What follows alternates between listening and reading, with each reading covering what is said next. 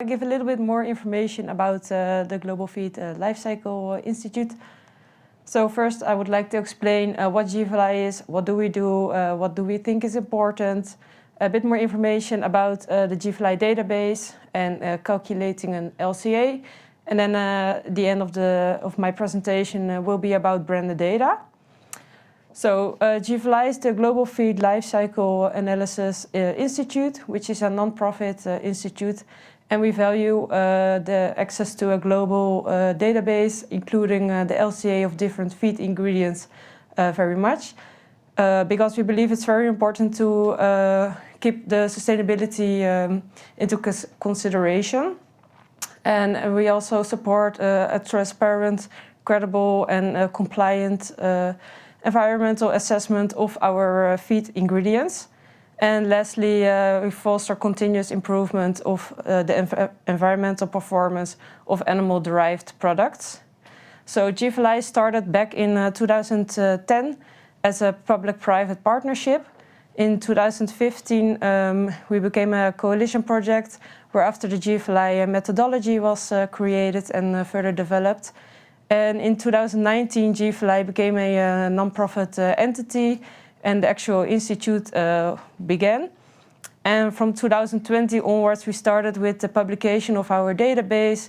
GFLI further developed. We have our database, we have the methodology, and we also value membership very much. So we became a member-based institute. So a little bit about GFLI. First of all, as I already mentioned, we're an institute with the day-to-day management. The day-to-day management is mainly done by the Secretariat. We also have a technical management committee that discuss all technical difficulties within the projects of GFLI. We also have a scientific advisory council, and of course we also have a board. So the two main products of GFLI are the GFLI database and our methodology. The database is managed and regularly updated. We try to do it twice a year. And together with the database, we also develop our methodology, and we make sure that the methodology is aligned with national and international regulations and guidelines. And lastly, we also value partnership very much. We have multiple partnerships with stakeholders in the feed sector, but also in the food industry. So now I will explain a bit about the GFLI database. In total, our database contains over 1,800 datasets, and these datasets are derived from different countries within the world. As you can see on the map on the right, the intensity of the green countries indicate how many datasets are available per country. So you can see a lot of datasets are available from Europe, from Northern America, but also from Brazil and Argentina.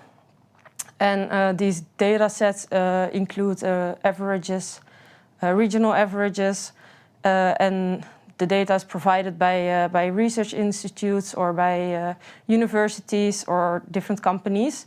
So we try to gather as much data sets as possible to create one large database with, for a lot of feed ingredients, the environmental impact. And our goal is to fill in all the existing data gaps and improving the current methodology that we have. So the data in our database is calculated using an LCA. And the LCA is a life cycle analysis which accounts for all the inputs and all the outputs of a specific product within its system boundaries. So the calculations could be from the cultivation until a manufacturer, or it could also be from cultivation until the retail. That's up to the company or the data provider to decide. So the LCA can either be a full LCA or a partial LCA. And all these data is collected to generate a life cycle inventory. And using the life cycle inventory, we can calculate all the emissions which is related to a particular feed ingredient. So for an LCA, we need to use a model. There are different types of models that can be used, and for those models we both need background data and also activity data. Combining all this data, including also the elementary flows, These are inputs and outputs coming from nature or going towards nature.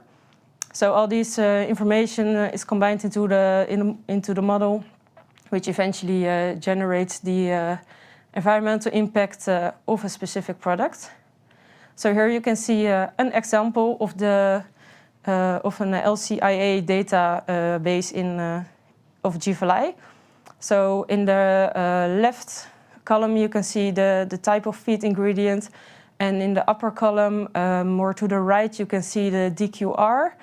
And the DQR consists of the precision, of time representativeness, technological representativeness, and geographic representativeness.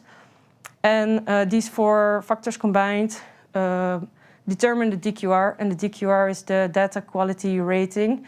And the closer the number is to 1, the better the quality of the data is. And using, more to the right, it's not visible in the table, all the environmental impact categories. There are 16 categories in total, but there are some subcategories. So in the GFLI database, there are more than 16 columns for all the different impact categories. And the companies can use this database to calculate for their own compound feed the environmental impact. So for the database, we use a harmonized methodology, which is the GFLI methodology. So all data in our database is calculated using the same method. So this makes it easy to do benchmarking and make comparisons between different feed ingredients. And you can also easily see for which impact category a particular product scores well or where they can do better. And lastly, the database can also be used to calculate the environmental footprint of a product. So GFLI, as I already mentioned, is aligned with major developments. So this makes it easier to do your sustainability reporting duties. We value having a database which is both reliable and credible. And lastly, partnerships is very valuable to us. For collaborations, makes it easier to exchange knowledge and also solving different data gaps. So how can the GFLI data be used? So it's very relevant to drive the innovation for sustainable animal feed production. The GFLI data can also be used to meet your Scope 3 target emissions, because as you may know, the majority of the emissions derive from animal protein. Most of the impact is derived from the feed part. And lastly, the data can be used for marketing and communication purposes. So now I would like to continue with GFLI branded data. That's how I personally got in contact with Kevin from Selco. Selco is actually the first that went through the whole branded data process with our IntelliBond product. So we're very happy with that. So branded data is a life cycle assessment of a specific product that is marketed under a certain brand for a specific company. So all the values of branded data is for a specific company. And that's also the major difference between branded data and between the data already existing in the database, because the data in the database is from averages, and the data from the branded data are company-specific values. And one big requirement for branded data is the use of primary data, which requires higher requirements and indicates a better representativeness. So we started branded data in 2022 with the pilot phase. We had some participants that went through the whole process, and the results of their products were evaluated. And with those results, we eventually generated the branded data methodology. In October 2023, we could publish the branded data methodology. And from July 2024, it's now possible to apply for branded data. So what is the added value of branded data for your own company? Well, first of all, it gives more insight in the sustainability you can track sustainability better for your own company. It makes it easy to compare the outcomes of your product towards the averages in the GFLI database. So you can easily see how well your specific product is performing, whether there are some impact categories you could do a bit better, and in which impact categories you're already performing very well. It gives a lot of insight in your own supply chain.